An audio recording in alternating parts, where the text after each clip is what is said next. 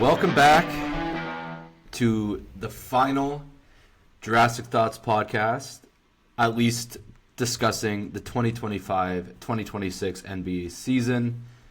Unfortunately, our Raptors fell short in Game 7. A lot to talk about in the last two games, a lot to talk about in themes of the series and potential future moves. Before we get into everything, Dan, we made it, dude. We covered the team the whole season. How are you feeling, man? How's it going? You know what? Honestly, a little bit of a relief, ironically, from the conclusion of the season. Of course, I wanted Game 7 more than anything else, but given BI out, quickly out, and how we play without them, especially in Game 6, I'm proud of our team, man. I'm proud of the guys. And a bit of a relief knowing that we really do have something, and it wasn't just a clean sweep. And I think we definitely exceeded expectations both in the regular season and in the playoffs. Can I just say, fuck Cleveland fans for chanting USA? You guys are fucking losers, bro. Considering there's like 2 Canadians on the Raptors. You guys are fucking clowns, and the best player in the league's Canadian, so go fuck yourself. Other than that, it was a great season, and best of luck to this rest of the Cavs team, even though I think you're going to get belt to ass against the Pistons. We'll see what happens tonight. You think? I hope, but I don't know that. I reckon. Yeah. Love your point about, like, just overall, like, proud of the roster and how they fought. I think we were discussing this last night. Like, my prediction before the series was Cavs in 7. I wanted to take the Raps, if you can remember, but I did hold out because, dude, like, this series there was so much more pressure on Cleveland, right? Like, you have one of the most expensive rosters, if not the most, in the league. You trade Garland for Harden, essentially swapping 10 years of service in the league. Mitchell's on a max, Mobley's on a max. You've really gone all in on this roster versus this up-and-coming Toronto team that has all their picks, has not gone all in at all, made moves on the margins, bringing in BI when his value was really low. Obviously, Quick and RJ from the OG trade. But this is a franchise with all their assets still in the cupboard versus a team that they really have no outs if they had fallen short in Game 7. So, yes, it would have been gravy and amazing to beat them. But to me, dude, that was like such a cherry on top to this season when we sort of expected. Dude, how many times did we say it looks like we're going to be a gritty first-round exit? And holy shit, I don't think there could have been a more appropriate description of how that series just went for Cleveland. Yeah. No, 100%. And if I'm a Cleveland fan, I'm a little bit worried as well. Us taking them to 7 with a depleted, pretty depleted roster with still a lot of opportunity to grow and improve. I think you guys are plateauing. Sorry. The counter would be that, like, it's not like Detroit looked a world beater either. Like, Orlando took them to 7, so at least they can be like, okay, both these teams underperformed. But I think if the Knicks don't make the final, it's actually catastrophic. The East is broken perfectly for them this year. But I agree, like, overall, in terms of Cleveland's, like, final hopes or getting to the finals, disastrous look. But in terms of, like, still having a successful season, my rule, if you make it to the semifinals, that's objectively a successful year. I think that it's definitely I don't take Cleveland or Detroit seriously against the Knicks. I'm not totally out on Philly. I know they got their ass kicked last night.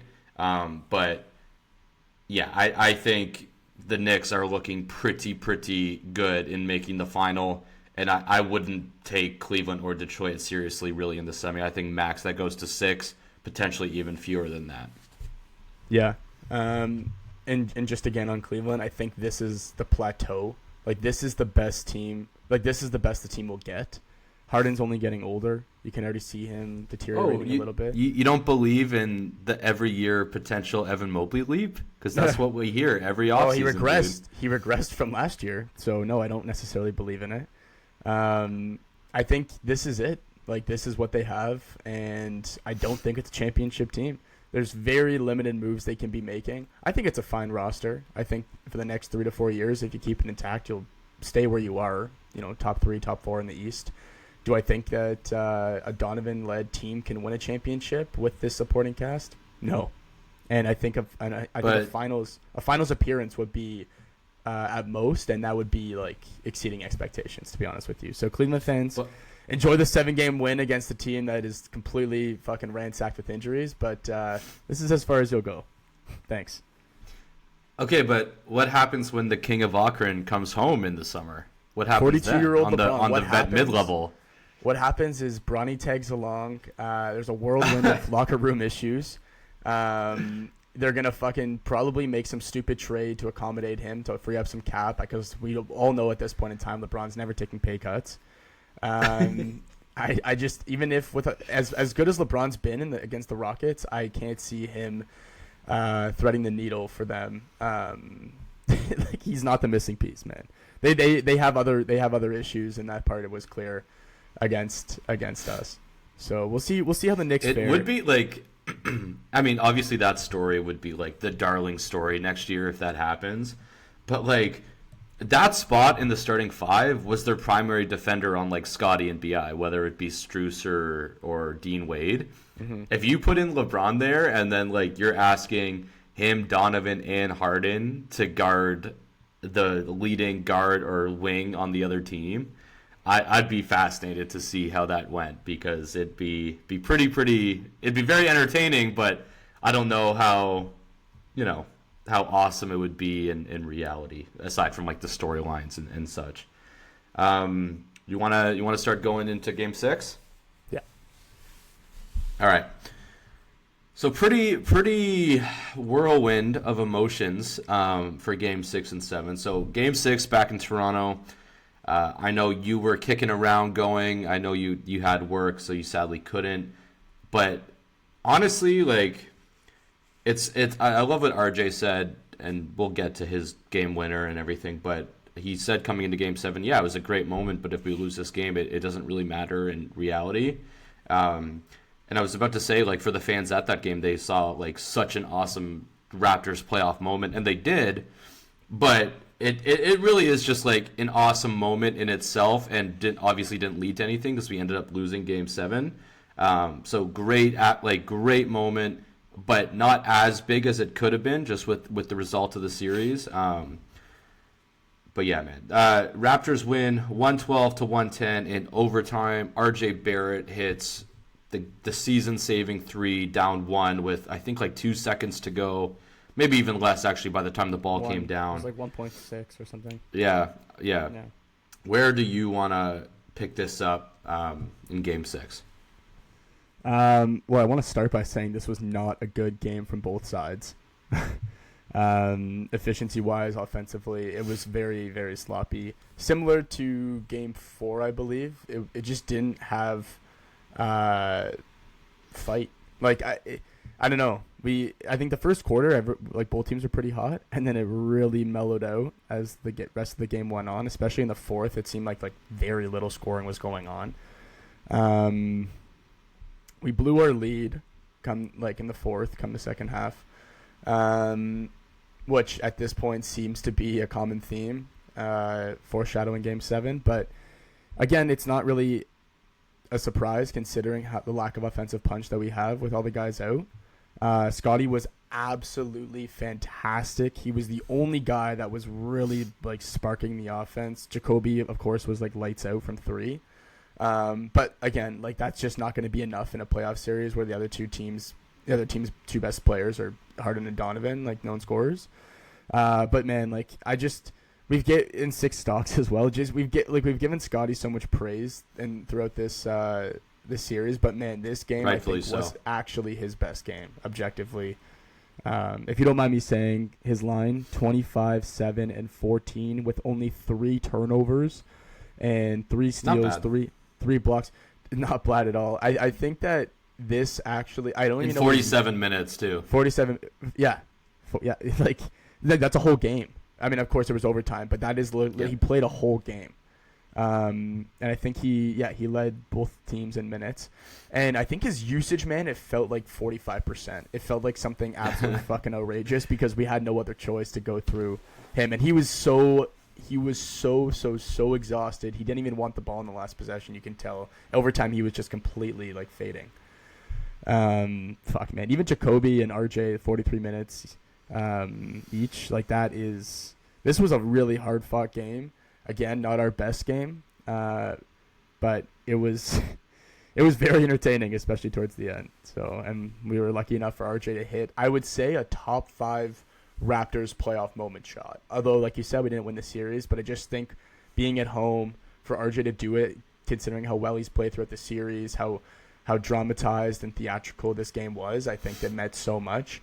And again, like, we lost the series, but it shouldn't take away from RJ's moment there. That was just, you know what? It was amazing. You know what playoff moment it reminded me of? And it's a little different because we actually got the win, but when Lowry hit that half court. Yeah, against Miami. No, when Lowry hit against Miami. Yeah. We actually ended up losing that game, I'm pretty sure, in overtime, but it reminded me sort of that where, like, crazy moment. And this one, they got the win, so better than the Lowry one for sure. But in the grand scheme, just sort of. And actually, the Lowry one, they won the series. So sort of like a flip there, but sort of just like cool moments that in the grand scheme are more so just like cool things that weren't like epic or anything, but just like a very awesome moment for sure. Like you said with Scotty, just dominant, man. And honestly, Dan, like it's the obviously the biggest reason of optimism and future projection with just how such a fucking beast he was this series, man. I said it the whole time. I was very excited for Scotty for his first taste of being one of the main guys in the playoffs, and he checked every box. He hit some threes. He was on the ball. He stepped up with Ingram out while still being his epic defender.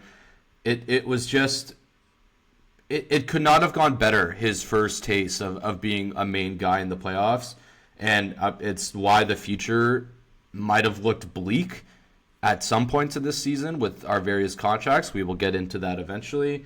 But Scotty was just like, and we'll get into the Game 7 fiasco with his fouls. But just a dominant force, man. And it was so nice seeing him get the national attention. RJ with his moment. It was just great. It was Jacoby 4 threes again. CMB getting attention as well, really stepping up as a rookie. We see the core. We have talked about it so much. This summer is pivotal for Bobby to really reshape the roster. But yeah, man, it was a dogfight. We choked away the lead in the fourth, as we've sort of done a lot this series, and we still found the grit and the determination to pull it out in the end. So just a fantastic win. Yeah. In terms of others, like I said, like you said, Jacoby with 24, RJ with 24. We read Scotty's line for Cleveland. Harden 16, 9-9, but shot 5 of 14. Donovan 24, but was 11 of 26, which isn't like terrible, but not amazing. But dude, Evan Mobley 26 and 14, 9 of 15. That guy, I think, really stepped up the last 3 games. He found his outside shot, which fucking killed us because it was clear the play from the bench was to leave him open, and he buried some heartbreakers in the last 3 games. Really sort of halted our momentum and were real gut punches for us. I think this game, Jacoby hit a 3 late to put us up 4, and they went right with like a couple minutes left. They went right back down, and Mobley hit a corner 3 to make it 1 again. Credit to him and Allen, man. They got a lot of shit with how this series started from nationally, and this was Mobley. Like, I thought he was great the last 3 games, and then Allen obviously kicked our ass in Game 7. So credit to them. Is that more of a Jakob Poeltl thing than a Jared Allen thing? I'd argue probably, but I mean, he still had to do it. In terms of overall stats, like you said, both teams didn't shoot the ball crazily well. We were 46, Cleveland was 43. We were 36% from three. Cleveland was only 27. Free throws were pretty similar. Cleveland had 17 more boards than us. That number gets even worse in Game 7 when we get into that, including 19 offensive rebounds to our 10. We had plus 14 in fast break points, but Cleveland was plus 12 in second chance points. So all these stats sort of lean one way, and then a different one could lean the next, which is to be expected in a 2-point overtime win. But yeah, just an awesome moment. We do have to touch on how poorly this team closed quarters. This was a theme all series, and I think a real sort of note on their youth and their inexperience, because vet teams know how essential that was. Game 7, this was a problem. In the fourth quarter, we got outscored by 11, so not like obviously closing the quarter, but just closing the game as a whole too. Just, yeah, something that hopefully with more experience that comes, but that it was definitely a big issue in this series, and something that I don't know if you can really address without more experience, like in the summer and Darko, but it's definitely something to keep an eye on and to focus on in the coming seasons for sure. No doubt. Yeah. And then only got worse in Game 7, like you said. Side note, to your point about Jared and Mobley, it's almost like they realized that a guy with a chronic illness was guarding them, and they're like, "Oh, we can just do anything we want." And they realized, or a guy that they had half a foot of size on too. It was either or. Yeah, that too. And God bless Scotty's heart, because he can only be in one place at one time. So obviously he can't guard 7-footers and Harden and Mitchell. So yeah, we're left a little bit stranded. But fuck, man. I mean, when RJ shot and went up, did you think season over, or were you waiting to see it come down? Like, what was sort of your thought in real time? I thought season over, if I'm being honest. I saw it hit the rim. I'm like, oh well, good season, but that's it. So when I was bartending at the moment, and my buddy who I was bartending with, he was like doing something. He didn't even see the shot. And as soon as like it hit the front rim, I turned to his name's Owen. We just call him Ozone. I turned to Ozone, and I'm like, I think that's it. And then I look, just kind of glance back at the screen. And I see the ball come down, and everyone at the bar, we had a packed barn, erupts. It was the most electric, I think, sporting, just any atmosphere I've been since I was working there. Like the most electric. Everyone's like hugging each other. Ozone's like 6'5". I jump into Ozone's arms. We're hugging. Everyone's hugging us up at the bar. Like, it was so electric. We had some of our buddies come and watch as well. It was just such a great moment, man. Like so like, just made you proud as a Torontonian. Yeah, dude, I similar to you, I thought it was it. I turned to him and I was like, okay, that's it. And then I just see the ball come down and I'm like, fuck, there's a chance, and then boom, fucking perfectly through the hoop. I couldn't believe it. Especially because like the look we got was Scotty swallowed up by Wade, and Mobley came to help like a little bit. Kick out to RJ, like not even at the 3-point line, like I'd say 5 to 6 feet behind it. And then he hucks it up, and you're like, "Are you like this is the fucking shot that we're living with down like in the biggest moment of the season?" And it's like an RJ deep 3, but God bless, dude. He went up and it came right down. And something about those Toronto rims, everyone was like Kawhi again. So very, very funny, and just sort of what we touched on too. Just I'm so happy for RJ having that series with his hometown team, getting the love from the city and everything, and man, he stepped up. I know I texted you after, so not sure we can trade RJ anymore. That was just so sick for him, man, and so happy for him. Awesome moment. Too bad it'll be a footnote in history instead of like a leading shot of our history like Kawhi's is, but just really, really cool. And it's too bad we couldn't pull out Game 7 where that shot means everything in that series, but doesn't take away from it. Still really awesome. And just a gritty. We went undefeated at home, which actually, dude, was a problem in the regular season. Our record at home was ass. So the fact that we actually protected home court in the playoffs with 2 gritty, grindy wins in Game 4 and 6 was great, man. And you got to take sort of the little things in a series you lose, and a series that you hadn't been in the playoffs in a while, and this was your first successful year in a couple. So really trying to look at the positives here. It was a positive season, and this was another stepping stone in that direction for me. 100%. And it also shows the capability of like coming back when you fucked up, and like having the grit to win without two starters and two of our better starters at that. So. Yep. Do you have anything else you want to touch on Game 6? No. Okay. Yeah, so Game 7 happened 2 days ago. We wanted to, digest it a little bit, and without coming on with like scorching hot takes, sort of take a longer, broader view. Cleveland ends up winning 114-102. It was tied at halftime. We actually went off to a great start. I believe it was 22-12, so really nice start. And like we sort of touched on, just closing quarters, real big issue in this game. I think Cleveland went on a run at both the end of the first and the second quarter. And then the third was just an avalanche, 38-19. They doubled our output, and that was the game in the season. Where do you want to start on for Game 7? We came out hot, and again, like you said in Game 6, closing quarters was a big issue, and that obviously served to be true in this one. Kind of like it's not disappointing at all considering how well we played. It's just like frustrating that we couldn't clean it up, or at least we didn't show adjustments or improvements to close the quarters. It honestly just felt like we ran out of gas, man. And to close the quarter, it really sets a tone for the next one.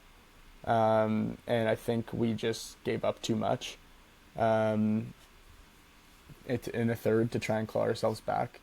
It's also like a little disheartening when for I would say 90% of the first half we're leading, and then we go into the halftime tied, and they have all the momentum. Yeah.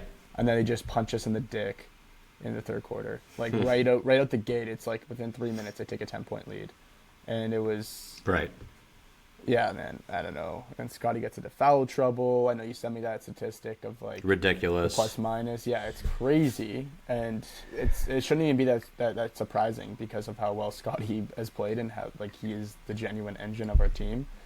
I just gotta say, man, like if we didn't know before, which we should have, we know now that Jakob just cannot be a part of this team if we want to actually win a playoff series. And it's not to like discredit Allen or Mobley because they were great in this one, but I just think that's gonna happen against any like playoff center. To be honest with you, in the East, like Cat will have his flowers against him. Duran will beat him, Embiid especially if he's healthy. Like you can't rely on Yak to play good defense against legit centers, and he really got exploited in this one. Like it was bad. It was actually sad to watch. Not to mention he went 1 for 4 from the line, which made me want to pull my fucking eyes out, dude. Looking actually at the stats now, I didn't realize that like whatever Shed 2 for 3. We definitely missed some key free throws, but like Yak's 1 for 4 really fucked us. Like really fucked us. Everyone else was actually like acceptable from the line. Yeah, man. Like that really. As soon as we started missing free throws, we gave up 8 points in missed free throws, and that really would have made a lot of difference in the third quarter when they were pulling away, and like, dude, just his form. It's like, how the fuck is that your form 10 years into the league as an NBA player? It's probably what, I don't know if you saw any of the Knicks Sixers last night, but they did hack a Mitch too, and he went 0 for 4 the first 2 times, and then Mike Brown took him out. Yeah. But yeah, man, like Cleveland had 69 boards, we had 45. They had 20 offensive rebounds, man. It felt like in the second half we didn't get a singular defensive rebound. We were giving up rebounds on Cleveland missed free throws.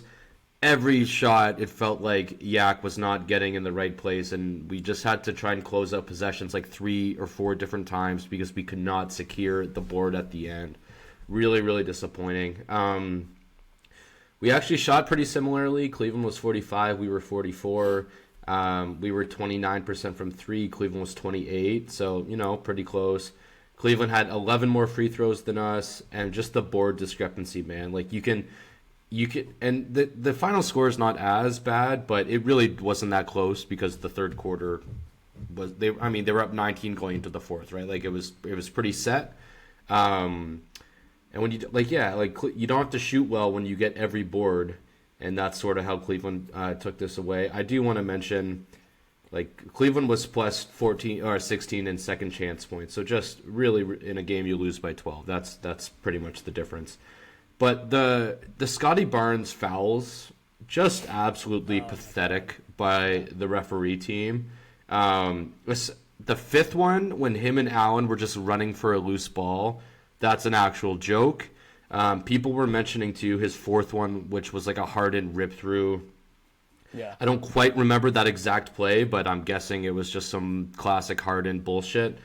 It's just, he played 37 minutes, and he was 0 in plus minus. Like, it was dead even, and then in the 11 minutes he was out, we were minus 12. That's the story of this game. It was an uphill. It was going to be an uphill battle regardless. We're in Cleveland for Game 7. Their role players play better. Sam Merrill 3 for 7 from 3. Strus hit 2. Tyson hit 1. So when a superstar in the league and our best player has to play, so he played 37 minutes. If he was not in foul trouble, how many more do you think he would have played? I'm like at least 6. Maybe like 43. RJ played 43 minutes. I feel like Scotty's at least that as well. That. Well, if you look at the series, he's always played like a minute or two more than RJ. So at least that. Yeah. 45 maybe. Yeah. So it's disappointing we have that factor to talk about. I thought it was a really terrible night for the refs. But, I mean, Jared Allen with 22 and 19 with 5 stocks. Pirtle had no answer, and I'm sick of Pirtle. He said he felt healthy at the end of the year, so I'm not just going to say he's still injured. It was really pathetic, and man, I hope Bobby can find a creative way to get off that deal, because anyone who talks about our future, you can't not mention the Pirtle contract and how much of a sinker that is currently. Yes, we didn't have $33 million of our starting point guard for the whole series, and we didn't have $40 million of our leading scorer for half. But I mean, the players you can see are fucking new, like freshly extended shit center about to make 27 mil, and not next year but the year after, putting up 9 points in 22 minutes, basically unplayable. It's just pathetic, and I really hope Bobby can get creative and do something with that roster spot, because it's pretty embarrassing right now. And to your point, I actually took some time before the pod to canvass, I think 3 or 4 different articles of like worst contracts in the league. One was by ESPN, one was by CBS, and common denominator. Well, they literally put the Pirtle contract. All of them had him top 5, and 2 of them had him top 2. Yeah, just behind Embiid because of the size of the money and the recency. But dude, that is a glaring issue, and I know we talked about this throughout the year, and because we had a little bit of success, like a 5th seed's really not that bad in the East, it kind of got skipped past. But fuck, dude, it is glaring in this one. And if he was fully healthy, that makes me even a little more nervous for how we're gonna pawn this thing off. It's like fuck. Should we actually hope he was still injured, because that might explain how shit he was? But yeah, and like I don't know, man. Given most of the bad contract, with the exception of Embiid, which is why it is the worst in the league, but most of them are within a 3 to 2 year range. Pirtle is just kicking. Oh, this is fresh. And this is fresh. This is the big one too, and we talked about this just before the pod. He has that bridging player option, like what you mentioned, where it's a 19.5 on the contingency. He accepts it. So if we don't move him at the end of this year, he goes to 27 the next year, which is going to be that much more difficult to move him. I can't imagine too many teams that will take a $27 million player that's not going to play for 3 years. And it goes the counter, up though, the next year in 29. Yeah. The counter would be, like, at least there's less years left on the deal when he gets to 27, but I totally see what you're saying, man. It's dark. And sorry, really quick, not to jump too far ahead Yeah. because this is obviously something we're going to talk about in the next pod, but I did compile a list, and I'm just going to throw it out there. We don't have to address it, but it's like the only teams I can see, and like some of them have contingencies if they move this guy and they actually commit to a tank. Kings, Nets, Grizzlies, Pels, Bucks, and possibly like if they move guys, Warriors, Clippers, Bulls, Heat are the only teams I can even remotely see like taking him in. And the like a couple of those guys definitely have attractive prospects that are like talent that we can get back, but it's gonna cost us like to get all. My worry, Sam, is like we were chirping the Cavs for going all in, and this is their team. We're almost gonna have to go half all in just to get off this contract if we want to have, I think, like move forward from next year off it. And I worry that, and I think we'll be competitive. The picks that we're gonna give up aren't gonna be great, but if we're giving up assets to remove a guy as opposed to like add a guy, and you hope you can do both at the same time, it's like fuck.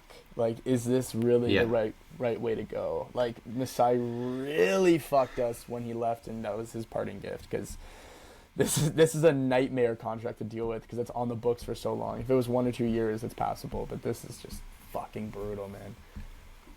And Masai's reward is here's Cooper Flagg's future. Go crazy. Go crazy.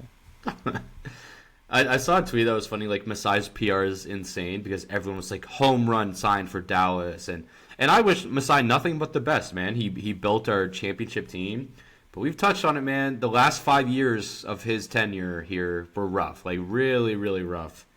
The Norm trade was shit, letting Fred leave for nothing, holding on to OG and Pascal a year too late, really sinking the returns what they could have been, trading for Jakob. It was a really rough end to his Raptors tenure. Still, wish him well in Dallas, but he is not some infallible executive that can never make a mistake. Far from it. He, in my opinion, was not a good GM for the last 5 years of his Raptors career. So definitely interested to see how the Cooper Flagg business goes with him. I hope he does well, but I can't wait to see him put his imprint on that team.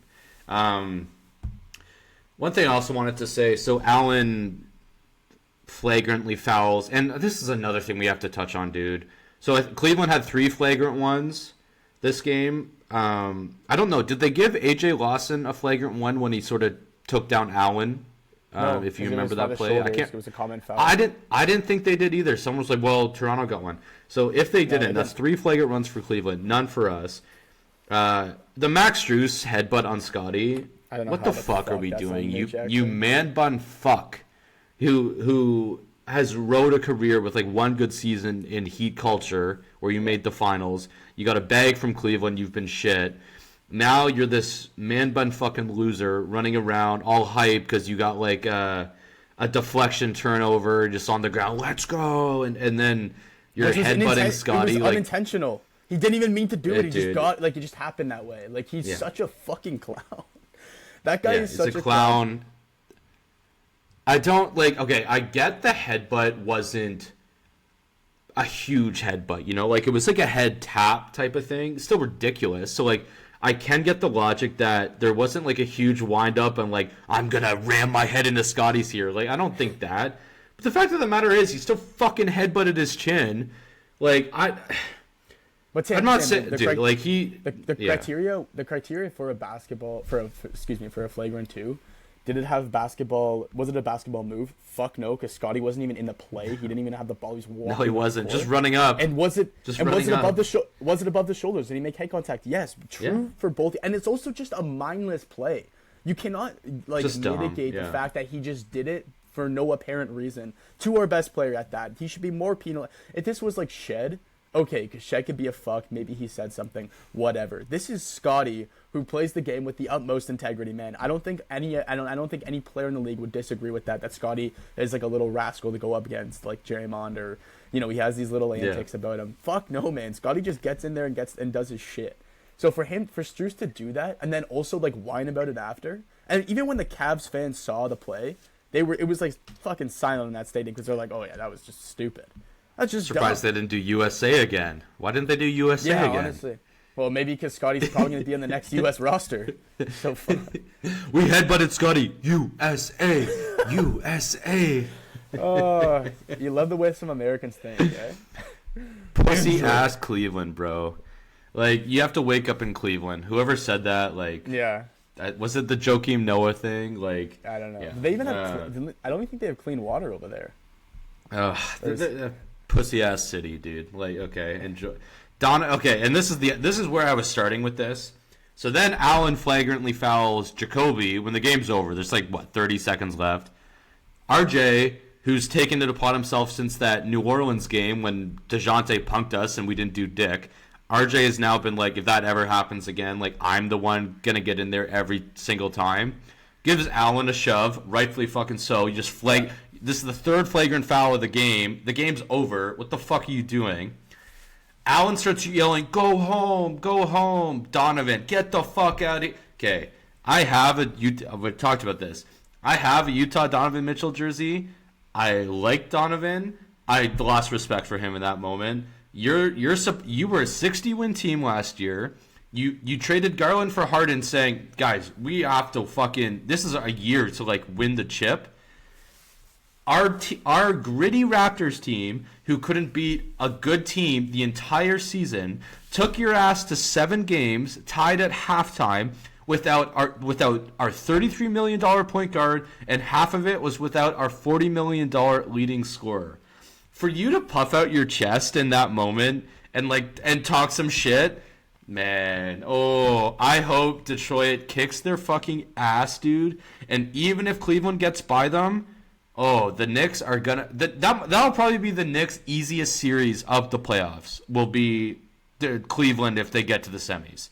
So they created.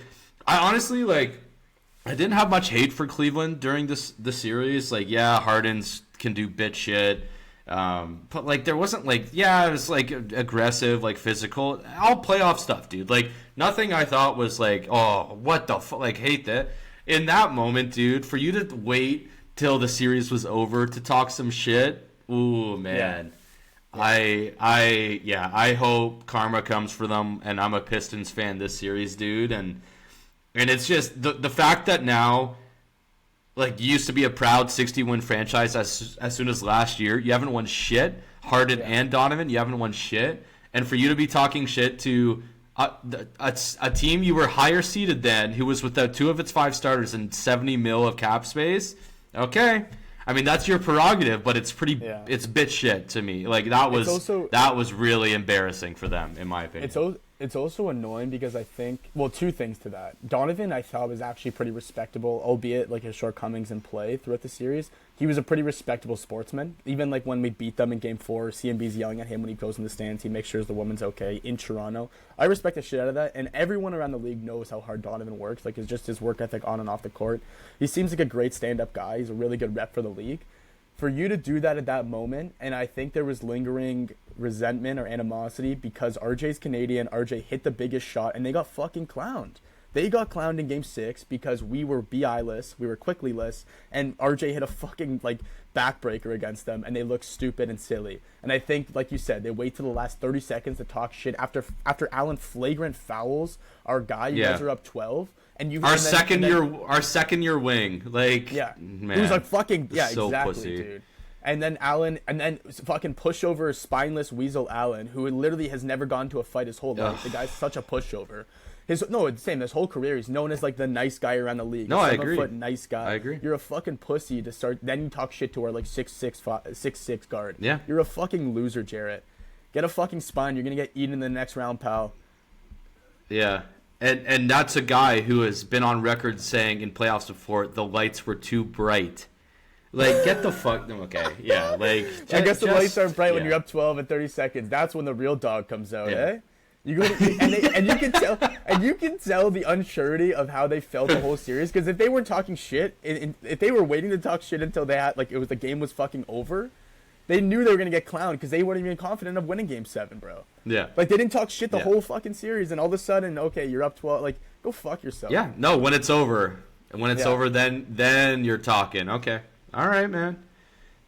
You're not winning anything, and Harden's going to be 37 next year. So kudos, enjoy Cleveland, buddy.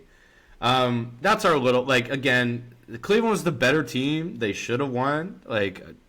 They were more all in, but talk all series then, buddy. Just don't now. Okay, you wait till the very end when you do a dirty foul. Okay, that makes sense. RJ, thank you for being the one since that New Orleans debacle to get in there every single time. I loved it, and I don't think we've praised we've sang the praises of RJ this series. Him, Scotty, phenomenal. Jacoby up and down, but I mean really showed out the second half of the series.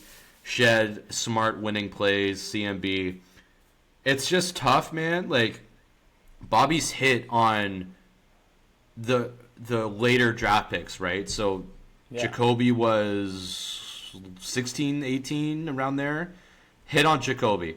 Shed 45. I mean, you hit on a second-round pick. That is huge for your roster flexibility and maneuverability. CMB, yes, he's a lottery, a 9th overall pick, but Malawatch was right after. That would have been a bust for this year anyway. Coward looked awesome. Assange, he was in the G League. And then, luckily, Dioman and, Fear showed a bit, but, those guys were ahead. CMB, man, aside from the top 5, and Ace is definitely questionable with CMB. I mean, I don't think that pick could have gone much better. That was awesome. It's tough because he's done well with those guys, but then the big money guys has been an abject disaster. I want maybe an abject disaster strong. BI still was an all-star. Hopefully he has enough trade value to really look into that. I'd be not mad at all if this was his 1 year as a Raptor. I thought I was really... Darko came out today and said he's been dealing with the heel since March. Okay, I don't know, you played, dude. I got to just go off by what I saw, and what I saw was pretty embarrassing. The I won't say the effort, but just the overall play in this series. Cleveland really made him look all out of sorts, and I think the fit is already really questionable with Scotty. All the on-off numbers say the Raps play better when BI's off the floor. 100%. That's just not great, man. When you're paying two guys $40 million and they are not compatible, I really think you have the data now. You're not changing the coach. Darko was awesome this year. I have nothing bad to say about Darko.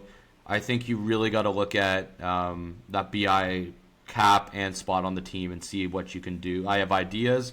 I think we're going to save them. We're going to do one more pod in a couple weeks, sort of previewing the summer and doing some mock trades. But him, Jakob, Quick, RJ, you had an amazing series. If there's a sell high offer to be had, you got to look at it.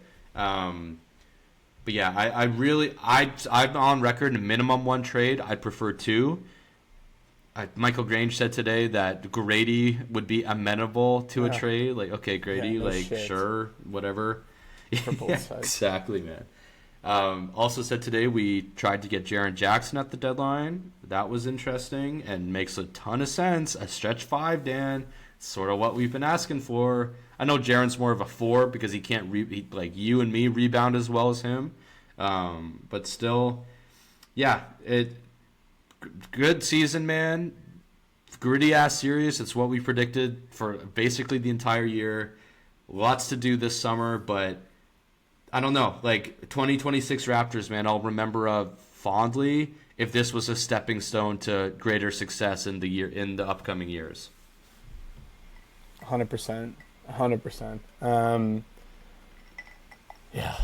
I think unless you have anything else to say about Game 7, I'd like to transition into individual player grades for the playoffs if you're keen. I think I'm good, dude.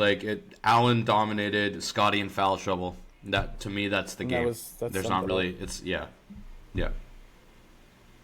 Anyway, yeah, let's transition, dude. Okay. So you want to do grades on grades for the players in the series? Is that what you want to do? Yeah. Okay, you start. Let's I think start we with should Scotty. start from. You want to start with Scotty? A+. I don't think I could have got better. Yeah, let's start up and then go down. Sure. A+, man. we've talked about it, man. Like, there's nothing else he could have done, to me. Yeah.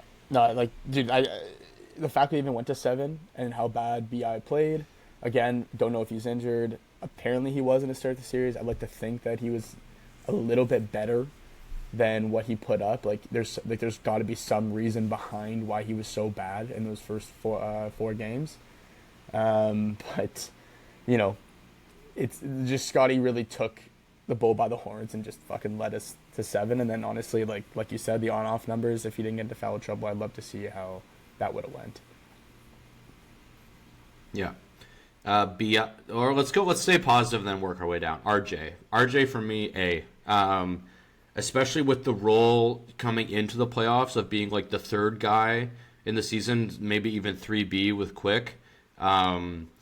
He stepped the fuck up, and yes, he has shortcomings in his game, but I don't want to focus on those. We were saying we wanted Scotty and BI to raise their averages by 3 or 4 points. Yeah. BI went way down, and RJ took those points, and he was the one who really stepped up. So A for RJ. He hit the shot. He was gritty. He was the one getting into their face, man. Like, it couldn't have gone better. Couldn't have gone much better for the RJ playoff experience as a Rap. Yeah. You give him an A? Yeah, A. Yeah. I'm there as well. I think even like on the defensive end, he just gave more of a shit too. Like, he wasn't as, not that he's a liability defensively, he's very average, but it just seemed like he was closing out more and playing with more intensity on defense, which is really all you can ask from a guy who's not going to improve that much more on defense, and that's not really his game. And his 3-point shot was falling, which was really nice to see. Still not great from the line. Like I said, I think it was game 4, he really struggled and got the win, so he kind of escaped a lot of flack from that. But dude, he missed a lot of big free throws. That's his. Again, if things go well and he's on our team for the next year and we give him another contract and we see how things go, that is like the biggest thing he needs to work on. Is if you're a slasher, you need to be able to hit free throws. It's just that simple, because he goes to the line a fair amount, at least 6 or 7 a game. Like, you need to knock down some free throws. Okay, CMB, you start this time. I'm gonna go. So it's funny, in game 7 he was minus 19, which led all scorers. And God bless his heart, it is not his fucking fault at all, because he's tasked, because Jakob was so bad, he's tasked with guarding like 2 7-footers essentially for a 6'7" guy and rookie at that. Like, you can only do so much. I think he's done a fantastic job. I'm gonna go A as well with CMB. I think we talked about like coming into the series, he was sort of an X factor. Like, if he really gives us good play, we have a chance at really extending this thing or possibly even pulling it out, and he did exactly that.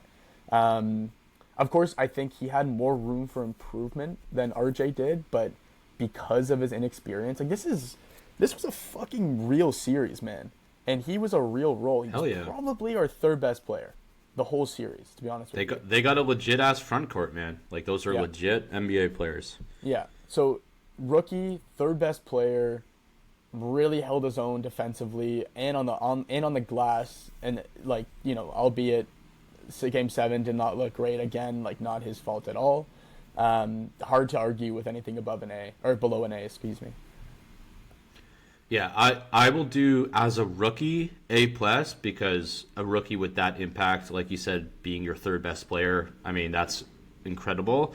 In terms of like objectively just looking at him as a player, I'll go like A-. You know, he averaged like 16, 17. Like, still very, Pirtle was a pumpkin, so he was the one with the most minutes, like, in the front court depth. And he held his own, man, and that's what, like, rookie blew me away. Overall, a little lower, but still, like, he's a pillar moving forward, dude. Like, he's an absolute future stud. I think I talked, like, who would we trade him for this offseason, Dan? Is there a name? I mean, I don't think there is. Yeah, okay. We're not starting that. I'm just saying. You know we would too. But that's the only guy that comes to mind. Giannis is out of the question now. There's no way in fuck we would do that. Yeah, I'm not doing it. Jokic is really the only name. That's all I'm saying. Yeah. Okay. Or Shea. Let's do. Do you want to do Shed and Jacoby like together? I feel like they're pretty similar. Their impact on the series. I'd probably put Jacoby slightly higher than Shed, but yeah. Okay. Like a, Even like with a, his like a, back-to-back games of 0 points. yeah, but he really showed up when we needed him. So, like I'm talking So where about you at? like an A2, like Jacoby probably. You know what? He went 0 for 9, I think, in 2 games, or for 2 games. I think it was like 0 for 17, dude. Well, that's what I Combined. mean. Like 0 for 9, yeah, 0 for 9 Yeah. in both games. I'll probably Yeah. go like B plus because he was huge in our wins. He was huge, and in Game 7 he was really good as well. That fucking Harden call at the end of the game. I know the game was almost over at this point, but the fact that they called that on Jacoby when he just touches him and then Harden immediately. Dude, I know the rule behind that is essentially like if the player, like refs won't call it because think about how many hand checks and stuff like that happens when when the guy's bringing the ball up and you kind of you press him a bit in the full court. They won't call it if the player's moving, but if he's stationary like that, the rule of thumb is to call it. Dude, that has to that cannot be what it is because then like first of all, that's a call you make with the first 10 games in the regular season when the game's over. You don't make that call in Game 7 of a fucking playoff series. Like, and especially when they knew they fucked us with the whistle after that fucking Jarrett Scotty call. So the fact that they're calling it, not even giving us a chance to get back in the game, that's a no call at best, or I would just call it on Harden for being a cunt. I just couldn't fucking believe that they called that, dude. I couldn't believe it. It was almost ball, too. Like, fuck, whatever. And, anyways, Yeah. Jacoby B+. Yeah, B plus sounds about right to me. Like, obviously the over was very tough. Honestly, the first half of the series was like, oh fuck, is Jacoby like a playoff guy? Like it was really, really shaky, but he really turned it around when we needed it the last half. He was an on-ball defender on their 2 All-NBA guards, and he hit his threes the second half of the series. B plus sounds about right. Shed. Yeah, I'll go B. Darko has so much trust in him. We talked last spot about who might be in the starting 5 over BI. We thought it would be a wing. It was not. It was Shed. Just always makes smart decisions with the ball. Yes, his offensive game is very limited. I think him and Quickly combined have like the worst floater game out of point guards in the NBA. It's pretty terrible. He did hit some big threes. He also missed a lot of threes. But, for a second-round pick in his second year, I don't really know how much more we can ask for at a guy who's undersized as well. He annoyed the fuck out of Harden. He's a, gritty, dogged defender. As a second-year player, A+, just like CMB, overall B for me. B, fair. Yeah, I'm gonna ride with you on that one as well. His impact never shows in the stat sheet, man. Like if you took someone who knows a bit about basketball and how to read the stat sheet and measuring impact, and you didn't let them watch any of the games, you just let them look at the stat sheet, you probably think this guy's not very good. But man, his impact dude, he was, I think, for the first half, him and Scotty were our best players in Game 7. Shed had like 14 points at half. He was a maniac. Yeah, Shed was good. Yeah. And he had the same thing in Game 1. No, too. that's a guy. That's a guy I want on my team, like 7 days of the week, every time. And he's also still so fucking young, man. People don't realize Shed's like a second-year guy. I think he's like 24, 23, I don't remember. But he has so much more room for improvement. Like, he is a guy who, if he can knock down a consistent 3-ball and his defense does not waver, he's going to get a bag. He'll get a bag at some point in time. Like, if he can be a 40%... It's Sam, if he can be a 40% 3 guy and be like a TJ McConnell bag. Yeah, 15 million? That's not nothing. Well, if Shed TJ's not polishes making that. Yes, he is. No way. TJ's making 15 million, bro.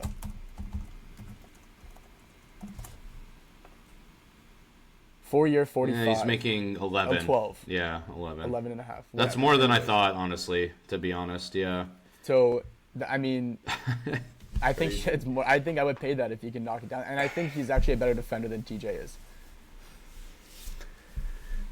Yeah. Yeah, no, Shed. I don't think he could have been much better, honestly, for what he showed.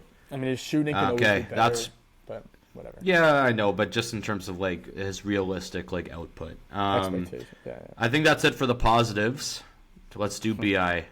Bi missed half the series. When he played, he was not good. I don't think it could have gone much worse because he combined the worries of Bi of having a low ceiling in a playoff series and availability. He did hit a couple big threes in, I think, Game 4 when he had his best game. I'm going like, I want to say D+. If you say C-, I could maybe get there, but it's very, very underwhelming and very much I'd be fine to move off him this summer. Yeah. No, I don't know how you can talk yourself into a C- because it's not like he did anything right. Like everything was bad about what he did. He had one big shot, I think, in Game 3, where it was like couple big threes. And then after that, man, like that's not enough for me to move the letter grade up from a D to a C.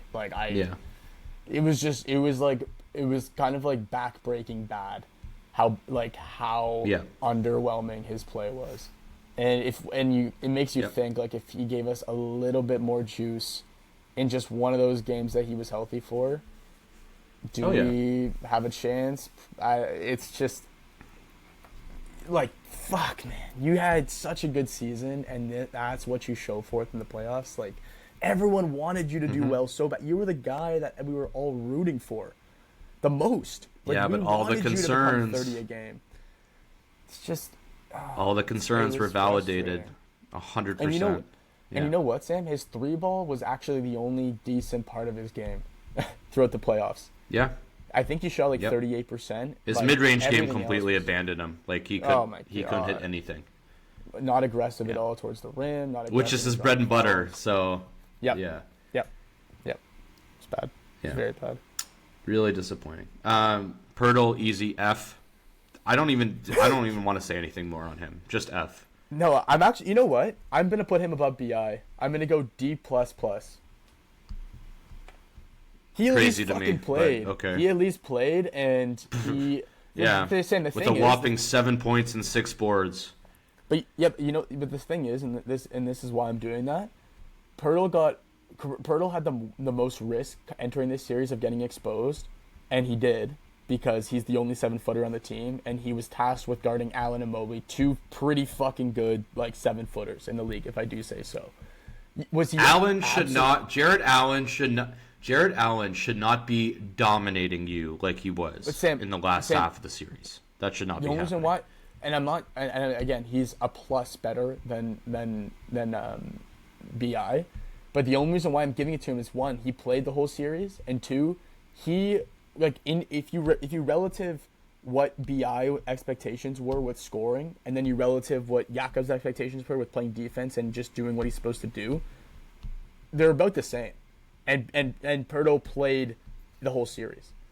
So yeah, as bad as he was, I'm not at all riding for Pirtle. I just think that he had a lot more exposure risk than Bi did. Well, think about it. Bi averaged 12 points. Sam, we're cutting almost in half what his production was in the regular season.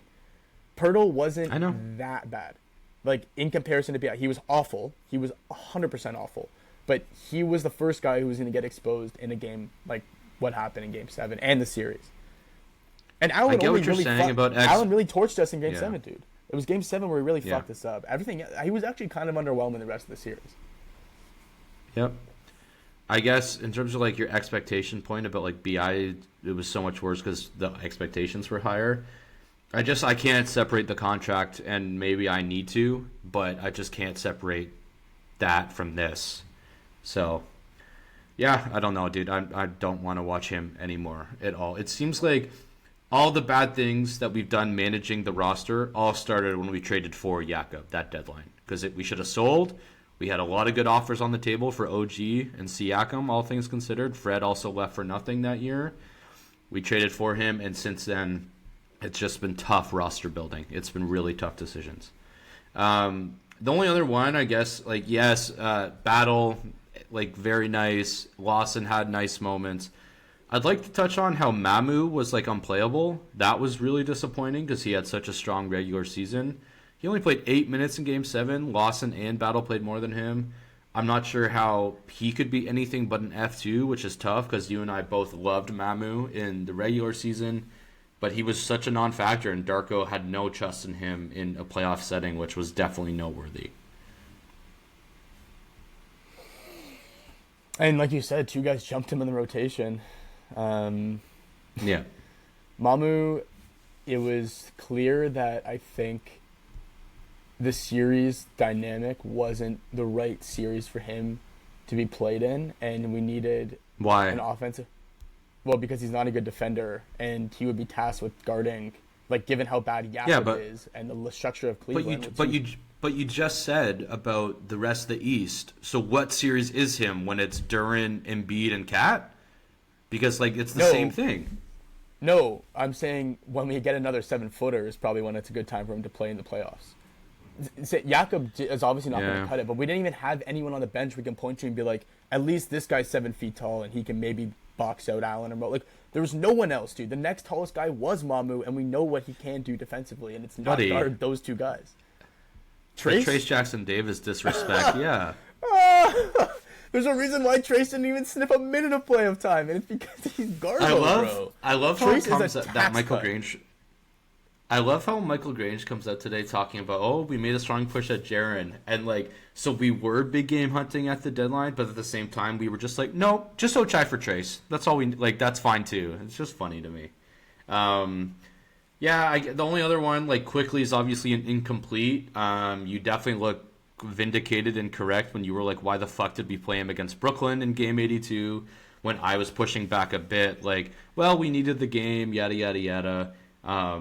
Obviously, you were right. He didn't play at all in the playoffs.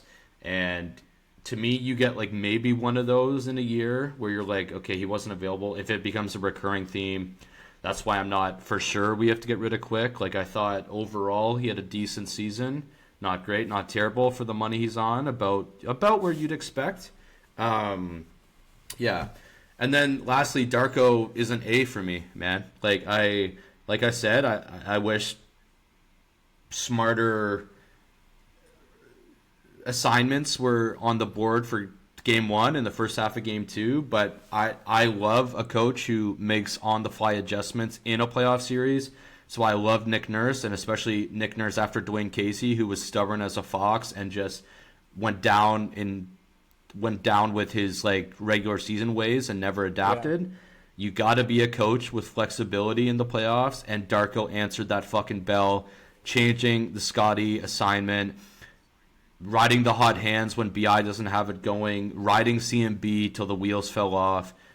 Just I'm so, and we talked about this, I'm so happy Darko Sean in this series because the vibe is awesome. I love the energy he brings.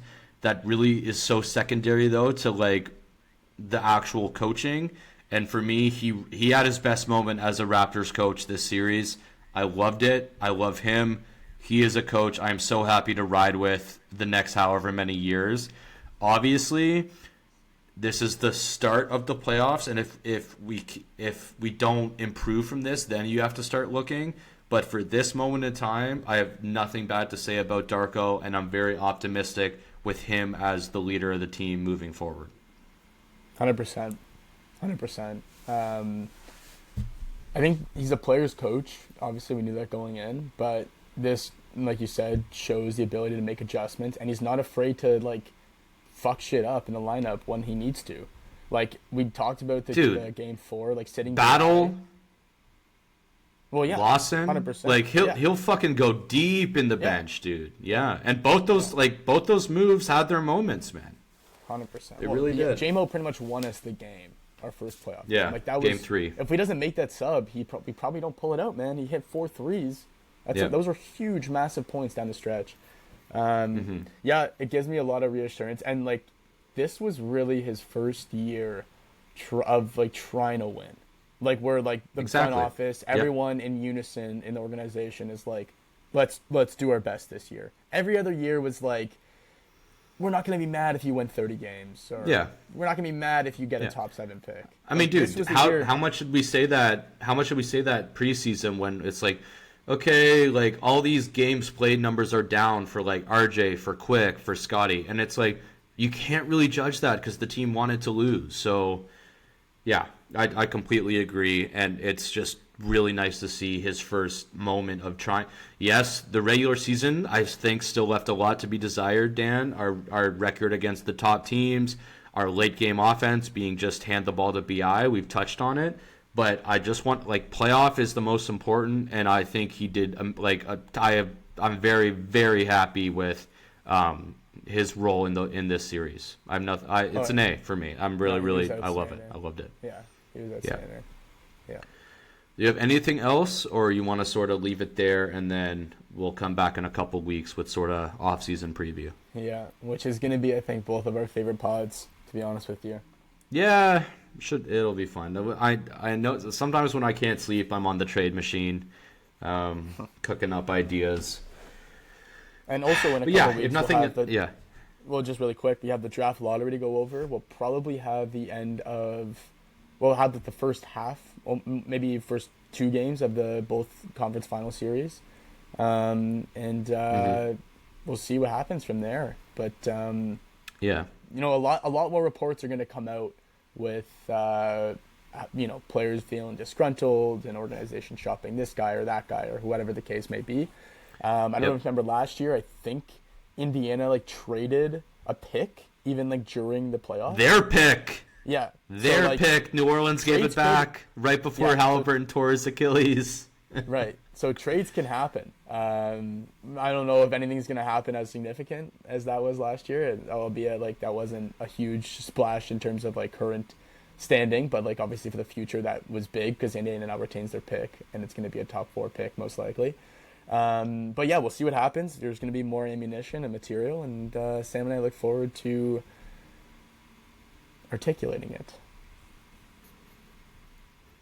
Only New Orleans gets that luck when they envision the Pacers are going to be really good the next 3-4 years with this Halliburton Siakam thing, and then Halliburton right after they have that thought tears his Achilles and it becomes one of the best picks. Yeah. And then Joe's like, wait, now I got to trade our pick for Derek Queen. Fuck.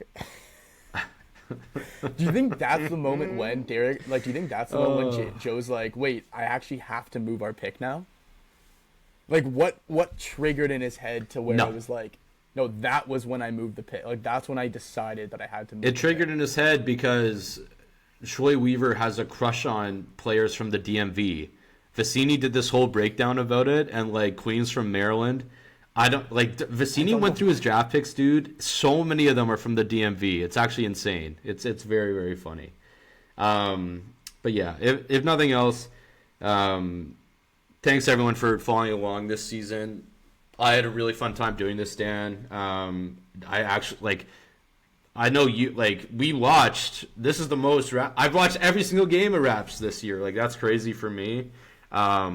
I think the season went pretty well is what we expected because we were trying to jump in at a time when the team's going on the upward trajectory because I'll be honest, if the team was trying to lose, I'd have no interest doing this because there's really nothing to say except let's just check back at the end of the year and see where our pick is, and that's what it was the last 2 seasons. We hoped to be a playoff team. Everyone thought we'd be a play-in team. We were confident we would not be. And it's a stepping stone season, man. We were plus 16 in regular season wins, and we took a 60-win team from last year to 7 games and tied at halftime. So encouraging. Lots to do this summer. Me and Dan, like we said, we'll be back and we'll talk about that and sort of ideas we have. But and to your point about the draft lottery, Leafs have theirs tonight to see if we keep our pick or if the Bruins, of course, get it. And if the Bruins get it, it'll be the 6th overall, of course. Yeah, so a lot of great sports on right now. The Wolves Spurs game last night was awesome. I hope we get a long series of that one. But yeah, if nothing else, thanks everyone for following along with the Raps this year, for following along with us. We appreciate it.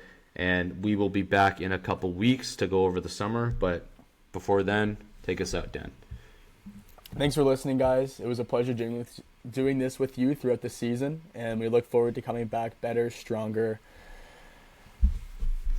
and more. And without Jakob. And without Jakob. Yeah. Perfect. Thanks, guys. Over and out. Okay. Over and out.